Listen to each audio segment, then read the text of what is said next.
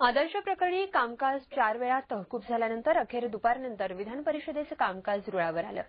प्रश्नोत्तराचा तास व्हायलाच पाहिजे, या तासात गोंधळ घालून वेळ वाया घालवणं योग्य नसल्याची खंत व्यक्त करत सभापतींनी प्रश्नोत्तराचा तास घेतला। त्यानंतर राज्यपालांच्या अभिभाषणावरील चर्चेला सुरुवात झाली। विधान परिषद कामकाजाला सुरुवात होताच विरोधकांनी 279 अन्वये आदर्श प्रकरणी चर्चेसाठी स्थगन प्रस्ताव मांडला। मात्र या प्रकरणी न्यायालयीन चौकशी सुरू असल्यानं सभापतींनी हा प्रस्ताव फेटाळला। त्यामुळे विरोधकांनी गोंधळ घातल्यानं कामकाज पहिल्यांदा 25 मिनिटांसाठी तहकूब करावं लागलं। गोंधळ सुरूच राहिल्यानं 4 वेळा कामकाज तहकूब करण्यात आलं। अखेरीस सभापतींच्या दालनात चर्चा झाली। आदर्श प्रकरणी सोमवारी 1 तासाची चर्चा घेण्याचं मान्य करण्यात आलं।